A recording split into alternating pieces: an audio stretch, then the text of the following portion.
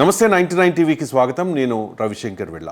ఆంధ్రప్రదేశ్లో గెలుపెవరిది, ఏ స్థానంలో ఎవరు గెలవబోతూ ఉన్నారు తెలుసుకోవాలంటే జూన్ 4 వరకు వెయిట్ చేయాల్సిందే.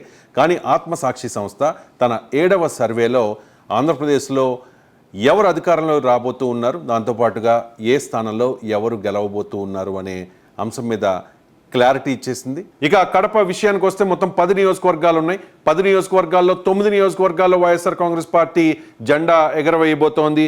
ఒక నియోజకవర్గంలో మాత్రమే తెలుగుదేశం పార్టీ గెలిచే అవకాశాలు ఉన్నాయి. బద్వేల్ విషయానికి వస్తే డాక్టర్ దాసరి సుధా గెలవబోతూ ఉన్నారు వైఎస్ఆర్ కాంగ్రెస్ పార్టీ నుంచి.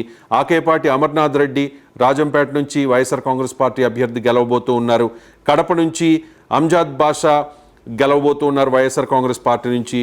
కోడూరు నుంచి కొరుముట్ల శ్రీనివాసులు వైఎస్ఆర్ కాంగ్రెస్ పార్టీ నుంచి గెలవబోతూ ఉన్నారు. రాయచోటి వైసీపీదే గడికోట శ్రీకాంత్ రెడ్డి గెలవబోతూ ఉన్నారు.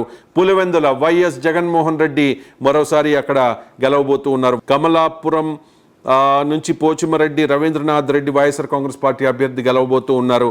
జమ్మలబడుగు డాక్టర్ మూలే సుధీర్ రెడ్డి వైఎస్ఆర్ కాంగ్రెస్ పార్టీ అభ్యర్థి గెలవబోతూ ఉన్నారు. ప్రొద్దుటూరు తెలుగుదేశం పార్టీలోకి వెళ్ళబోతోంది. నంద్యాల వరదరాజుల రెడ్డి అక్కడ గెలవబోతూ ఉన్నారు ప్రొద్దుటూరులో. మైదుకూరులో వైఎస్ఆర్ కాంగ్రెస్ పార్టీ అభ్యర్థి సెట్టిపల్లి రఘురామరెడ్డి గెలవబోతూ ఉన్నారు.